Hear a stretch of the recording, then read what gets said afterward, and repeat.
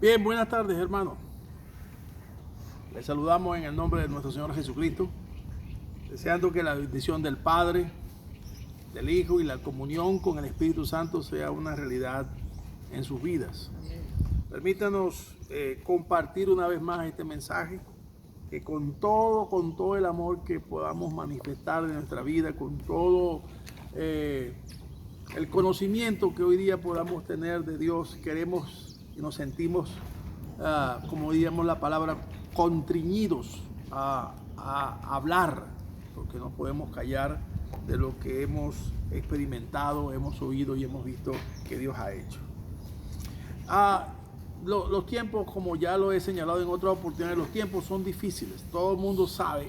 Oye, yo creo que nadie es ajeno a esta realidad, ¿verdad? ¿Cuál es la realidad? El desmontaje global en el mundo o en gran parte del mundo, sobre todo en el mundo occidental, o sea, Europa y las Américas, de lo que es el modelo familiar y el modelo judeocristiano que nosotros tenemos, el modelo varonil o el modelo patriarcal, o como lo quieran concebir algunos, pero de donde el hombre es la figura del hogar. Entonces ese modelo está definitivamente y claramente planeado para ser desmontado. Ahora la pregunta es, ¿qué van a montar? ¿Cuál es el nuevo modelo? Bueno, el nuevo modelo es un modelo amorfo. Es un modelo amorfo, o sea que no tiene una definición clara. Cuando usted ve la figura del demonio que aparece en muchos periódicos acerca de el demonio, el cornudo, usted ve que tiene un brazo de mujer y un brazo de hombre, tiene seno de mujer y tiene vellos en el pecho como un hombre, y usted ve la cabeza de un animal. O sea, es algo a forma. ¿Qué es eso? Bueno, eso es. Bueno, la sociedad quiere hacer eso. Cuando vieron la película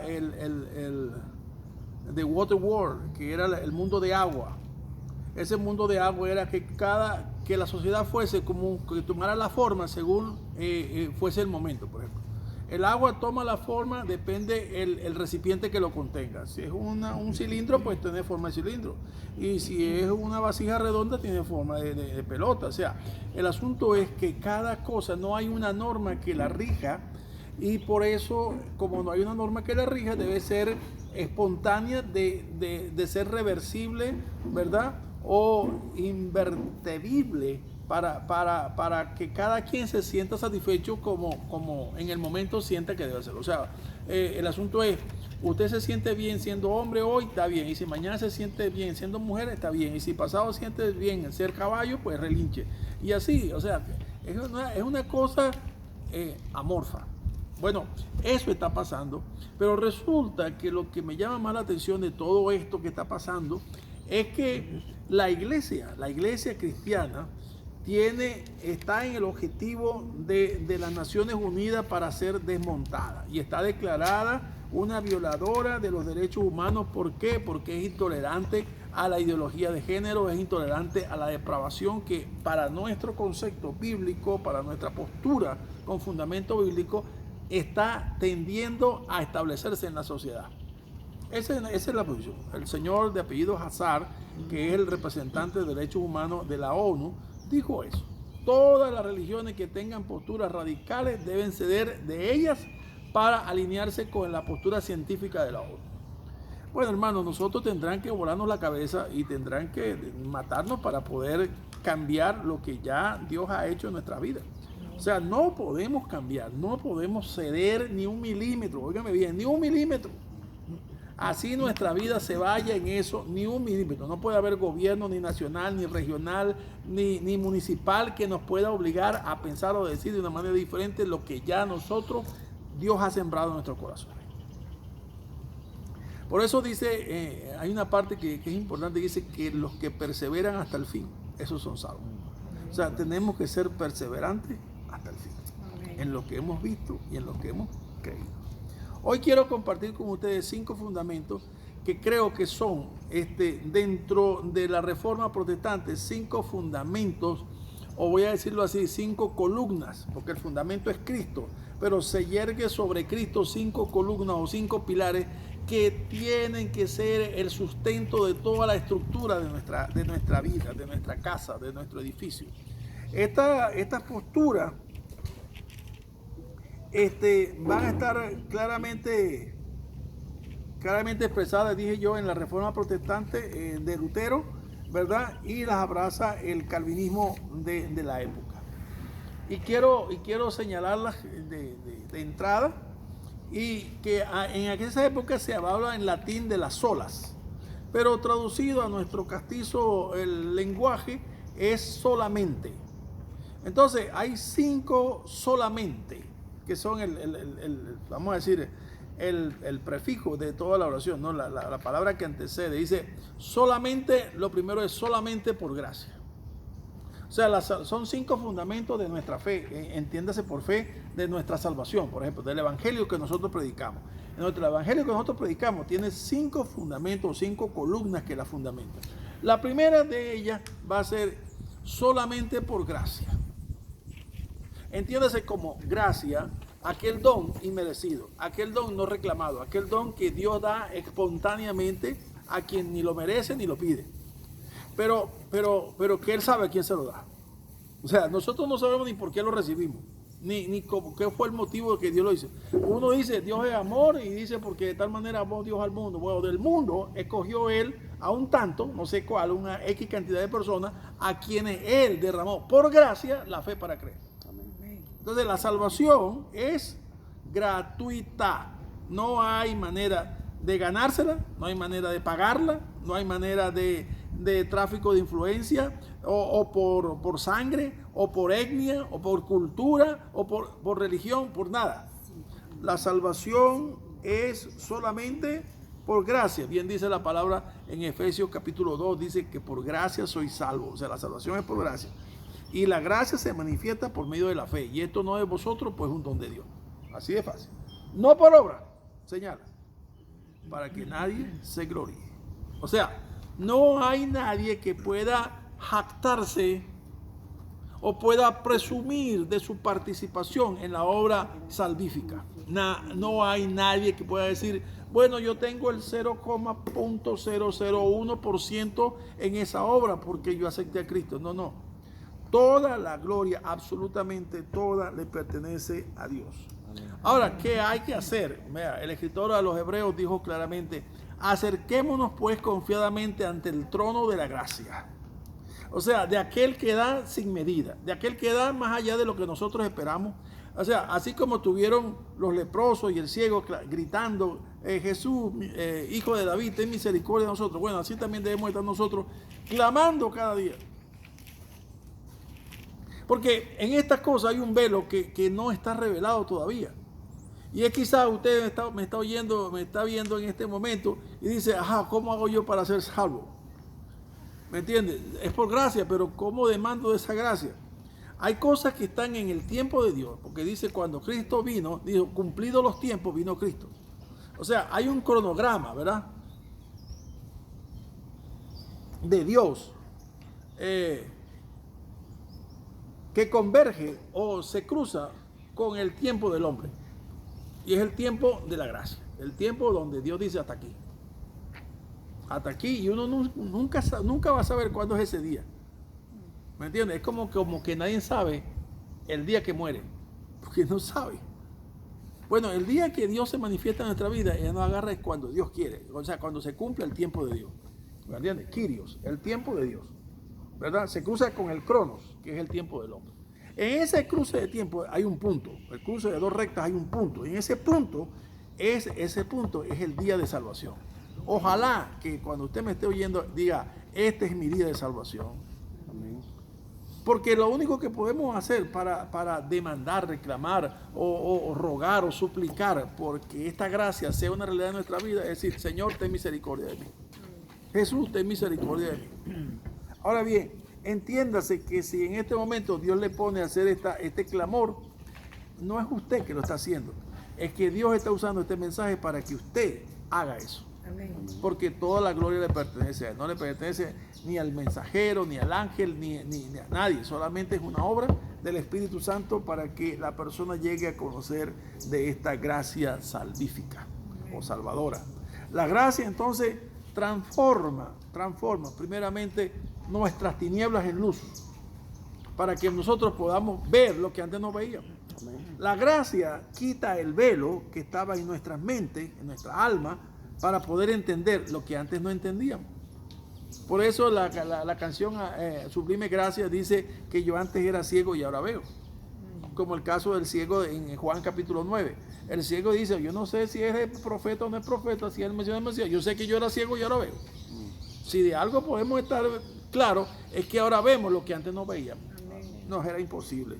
Entonces, la gracia se manifiesta primeramente a través de la fe. El primer aspecto, vamos a decir así, Pablo dice, la multiforme, cada uno de vosotros ministrelo a otro conforme a la multiforme gracia. O sea, la gracia es un don multiforme. Tiene muchos aspectos, ¿verdad? Que se van. El primero que yo creo que es el primer aspecto de esta gracia es el don de la fe. La fe viene por el oír la palabra de Dios. Entonces Dios hace que nosotros podamos creer. Dios, óigame bien, Dios hace que nosotros podamos creer. ¿Por qué? Porque Dios hace que se quite el velo y podamos entender lo que antes no teníamos. Y podamos creer lo que antes no creíamos. Y podamos confiar lo que antes no confiamos. Y podamos obedecer a lo que antes nunca obedecíamos. Amén. Así de fácil. Entonces, la salvación tiene la gracia tiene una primera arista voy a decir, un proceso diferencial, un proceso muy, muy pegadito. En ese proceso, ¿cómo se llama? Como de separaciones de cuantones, de elementos muy pequeños. La gracia se manifiesta a la fe, por fe, primero que todo. Entonces nosotros tenemos la fe, porque hay algo que es importante. El segundo aspecto de esta gracia es que Pablo dijo allá en Romanos 9:16 que no depende del que quiere ni del que corre, sino de quien Dios tiene misericordia. En esto quiero hacer un pequeño énfasis aquí, hermano. Y cuando dije, tenemos doctrinas que no podemos negociar. Que si la mujer se corta el pelo, no se corta el pelo, que si se tiñe el pelo, que si no se tiñe el pelo, que si se deja pelos en la pierna o si se afeita, o que si se pone velo o no se pone velo, o que si el hombre, hay muchas cosas que no nos metamos en eso. Que si soy milenialista o amilenialista, o que somos premilenialistas, eso afecta a la salvación, o sea, en algo. Para mí no, en lo absoluto. Pero hay algo que sí afecta a mi salvación, es qué pienso yo de cómo llegó la salvación a mí. Bueno, la salvación llega a ti por medio de un mensajero que Dios envía para que escuche su palabra, porque tiene el propósito de que tú seas salvo. Amén. ¿Se acuerdan de Cornelio? Cornelio tenía buenas obras, pero nada, estaba insatisfecho. Cornelio era un centurión romano que estaba como invasores de una provincia de Judá que no eran de ellos. Pero Dios dijo, ese hombre necesita ser salvo. Yo quiero que ese hombre sea salvo. Entonces, ¿a quién agarró? A Pedro. Y para Pedro ir para un centurión romano, estos son unos invasores. O sea, no voy a decir las palabras que cualquier judío podía tener acerca de un centurión. Cualquier palabra que usted se pueda imaginar fea, ofensiva. Entonces Dios le dice, ve para allá a casa de Cornelio. Me imagino Pedro lidiando con el Espíritu. ¿Me entiendes? Cállese la boca. Vayan de Cornelio. Y fue. Y de entrada, la bienvenida que dice Pedro, le dice, bueno, te voy a decir una cosa. Ustedes no saben cuán horrible, para no decir otra palabra, o cuán ofensivo es para nosotros entrar en una casa como esta. Pero obedeciendo a lo que Dios me dijo. Y entonces vino la salvación de Cornelio. Felipe andaba por Jerusalén, no sé por dónde andaba. Y de repente se ve que está en un traspuesto a la vía Gaza. O sea, hacia el sur, ya yendo para Egipto y vía Etiopía. Y había un negrito que había venido a adorar a Jerusalén y regresaba oyendo, pero Dios conoce los corazones. Dijo, mira, ven acá, Felipe, yo te voy a usar para que vayas y hables al tesorero de la reina Candace. Y ese negrito regresó a Etiopía, convertidos, porque Dios usó un instrumento para que fuera. Y así usted va a conseguir miles de casos, como Pablo le predicó a los reyes, como Pablo le predicó a la mujer que vendía flores. O sea, Dios usa siempre un instrumento humano. Amén. A esto me quiero referir, es que la salvación depende de Dios, no depende de nosotros. Oiga, no inventen. Ayer decía en el mensaje, ustedes escuchen lo que estoy diciéndoles y no dejen que nadie venga a alterar lo que le estoy enviando como un mensaje de Dios. No dejen que le muevan de esto. Pablo lo dijo así. No os dejéis mover fácilmente de los evangelios que les he predicado. Porque van a venir encantadores. Después vamos a hablar de eso. Jesús dijo así. No me escogiste vosotros a mí, sino que yo os escogí a vosotros. ¿Está claro eso? ¿De quién es la escogencia? Lea el capítulo 9 de Romanos para que usted vea que la escogencia es de Dios. Porque cuando Jacob y Esaú fueron a nacer, ni habían hecho bueno ni malo, dice la palabra. Pero él dijo, el mayor servirá al menor. Punto. Así. Y así fue. ¿Me entiendes? Jeremías no había nacido. Ni siquiera lo había concebido su madre. Y le dijo, antes que te concibiese tu madre en su vientre, ya yo te había apartado. Queda uno explotado. Entonces, por eso está claro lo que el apóstol Pablo dice, que antes que el mundo fuese el mundo, antes de la fundación del mundo, ya Dios nos había escogido. Amén. ¿En qué redunda eso? En que existe una predestinación. O sea, a los que antes conoció, a estos también predestinó. O sea, existe la predestinación.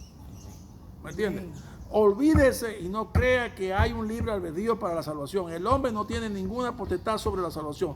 Total y absolutamente le pertenece a Dios. Amén. En segundo lugar, la fe. Yo dije que la primera manifestación de la gracia es la fe. Es pues la fe, la certeza de lo que se espera y la convicción de lo que no se ve. La fe, a lo que se quiere referir aquí el concepto de la fe, es la capacidad que puede tener uno ahora de obedecer a aquello que nunca hubiese obedecido. Y de esperar o confiar en aquello que nunca hubiese confiado. Por ejemplo, nosotros estamos claros que la mayoría, nuestro pensamiento, nuestra estructura mental es una estructura tridimensional. ¿Me entiendes? Uno actúa en función de los pronósticos, de las estimaciones o de los estudios que puedan hacer en el mercado, de la tendencia, etcétera, etcétera. Pero la Biblia dice que nuestra vida no es así. Dice que en el Evangelio de Dios, la justicia de Dios se revela por fe y para fe. Amén. Como está escrito, el justo por la fe vivirá. O sea, nosotros no estamos en tendencia del mercado. El mercado venezolano puede tener este año una inflación de 1.200%. El año pasado fue de 3.000%. Parece un número tomado de un libro de fantasía. Pero es la realidad que tenemos hoy día. Estados Unidos tiene una inflación acumulada del 45% este año. Uno dice, ¿cómo es posible que Estados Unidos tenga una inflación de esta manera? Bueno, eso a nosotros, voy a decir una expresión que suena muy bien, pero a veces no. ¿Por qué? Porque nuestro proveedor es Dios. Amén. Amén. ¿Entienden? ¿Se acuerdan la mujer de Sarepta, de Sidón? Había una hambruna, ¿me entiendes? Y no tenía nada que comer. ¿Y por qué Dios envió a Elías a donde estaba la mujer de Sidón? ¿Por qué ella le dio del único pan que le quedaba y de lo que le quedaba le dio la parte a él? ¿Qué hizo Dios? Viendo la fe de esa mujer, ¿qué hizo Dios para enseñarnos a nosotros? Y Jesucristo enseñó acerca de la mujer de Sarepta. ¿Qué mostró? Que la fe en obedecer al hombre de Dios, porque ella le dijo, porque tú eres un varón de Dios, te voy a obedecer y toma tu parte. Bueno, el año y medio que faltaba todavía de la escasez, de la sequía, el aceite y la harina no faltó de la tinaja y la vasija. Amén. ¿Se da cuenta? O sea, no depende de las estimaciones del mercado, no depende de la política, no depende de lo que está en el mundo. Depende es de nuestra relación con Dios. Amén. Y nuestra salvación es esa. Nosotros podemos ahora confiar. Como cuando un niño de nosotros está en nuestros brazos. Cuando cargamos a nuestros hijos, ellos se acuerdan cuando hacían eso. ¿Cómo estaban ellos? Se dormían en nuestros brazos. ¿Porque estaban qué? Confiados. ¿Por qué? Porque sabían que estaban seguros, aunque estuviesen suspendidos en el aire por 2 brazos, pero estaban seguros. El Señor dijo el sermón del monte, en la bienaventuranza, bienaventurados los pobres de espíritu, porque de los tales es el reino de los cielos. Y los pobres de espíritu hablan de aquel hombre que es un mendigo y está confiando en que van a ponerle un pedazo de pan en su mano. Bueno, nosotros somos como ese mendigo, pero el ofrendante es Dios. Amén. Y estamos seguros que nuestra extensión de nuestra mano no va a quedar vacía, sino que Dios va a proveer. Amén. Dice la palabra, joven fui y envejecido, y no he visto justo desamparado, ni su descendencia que mendigue pan. ¿Me entiendes? Entonces la salvación es ¿por qué? Por fe. Confiamos en lo que vendrá también. Él dice, voy pues a preparar lugar para que donde yo estoy, vosotros estéis conmigo. ¿Lo cree? Amén. Y aquí vendré otra vez, yo tomaré a mí mismo para que donde yo estoy, vosotros también estéis. Y nosotros creemos eso. Creemos un cielo nuevo y tierra nueva. Creemos que un día esto corruptible, esto que se va envejeciendo, se vestirá de gloria. Porque Cristo es la primicia. ¿Me entiendes? Cristo es la primicia de todos los que han de resucitar. Pero unos resucitarán para muerte y otros para vida. Una para condenación eterna y otros para gloria. Y eso es la fe. La fe es poder creer que en Cristo hay salvación. Dice, ¿qué dice? Cerca de ti está la palabra, en tu boca y en tu corazón. Y esta es la palabra de fe, la palabra de fe que predicamos. ¿Cuál es la palabra de fe? Que si crees en tu corazón que Dios levantó a los muertos, serás salvo. Porque con el corazón se cree para justicia, pero con la boca se confiesa para salvación. Amén. Como está escrito, ninguno será avergonzado. Ninguno de los que creen en Él serán avergonzados. El tercer punto que quiero compartir con ustedes es solo por medio de la palabra. La palabra es la única que mide nuestra fe. O sea, claro, yo toco puntos como decir, como las piedras cuando uno las tira en el río que van tocando superficialmente. Porque, como decía ayer, si tuviera que tocar profundamente esto, necesitaría un mensaje para cada punto, para ahondar más sobre esto. Pero simplemente quiero darle a ti. Mira, la palabra de Dios es el instrumento que Dios usa para abrir nuestro entendimiento. Amén. La palabra de Dios es el instrumento que Dios usa para revelarse progresivamente al hombre. La palabra de Dios es el instrumento que Dios usa para que nosotros, toda la revelación de Dios está en la palabra. Amén. O sea, no crea en nadie que venga a decir que el Espíritu me dijo que sea algo contrario a la palabra. Todo tiene que estar sujeto a lo que dice la palabra. Amén. Amén. Es por eso que yo me he vuelto muy, muy cerrado en decir, en mi iglesia no se enseña, a nadie se le enseña con otra versión que no sea una Reina Valera del 60 o una Biblia que venga del Santo Recepto. Amén. Pero Biblias de la NBI aquí no se enseña. Aquí está proscrito, eso es anatema. Aquí no se enseña. Y para que vean cómo Dios me bendijo, la primera vez que lo hice me entregaron como 10 Biblias, yo no tenía Biblias para repartir, o sea, para sustituirlas. Tuve que salir a comprar Biblias y compré Biblias para dársela a la gente y de las mías le di a la gente.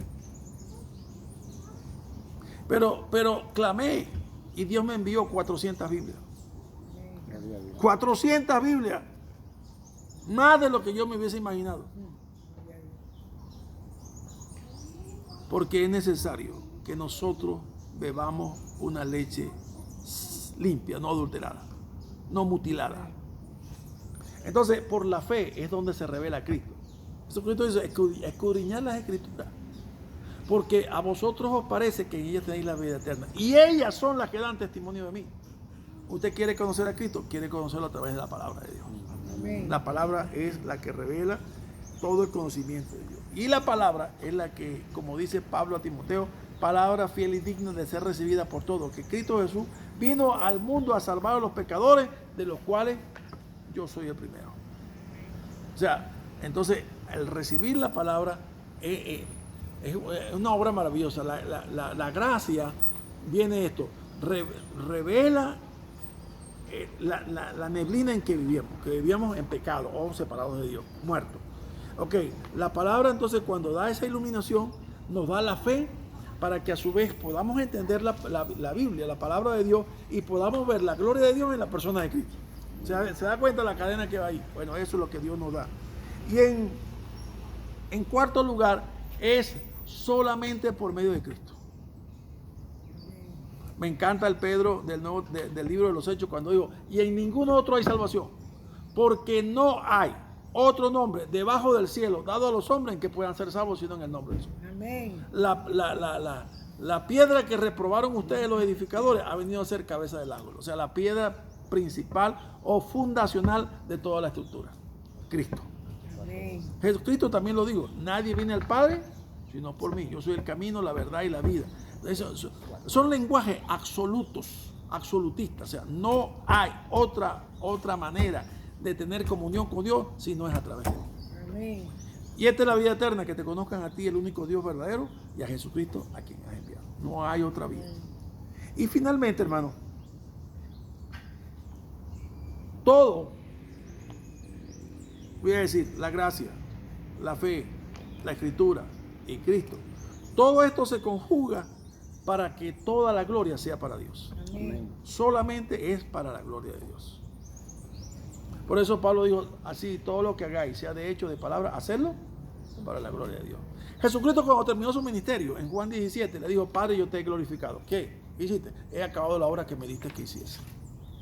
O sea, yo no he venido a hacer mi voluntad, sino la voluntad del que me envió. Amén. Y hacer la voluntad del que me envió es simplemente todo lo que hago es para que Dios sea glorificado. Amén. Entonces, hermano, estos son 5 columnas que se fundamentan en la palabra, en la persona de Cristo, ¿verdad? Para que el edificio no se caiga. Puede soplar viento, puede venir lluvia, puede el río o el mundo dar con ímpetu contra aquella casa, pero la que esté fundada en esta doctrina jamás caerá.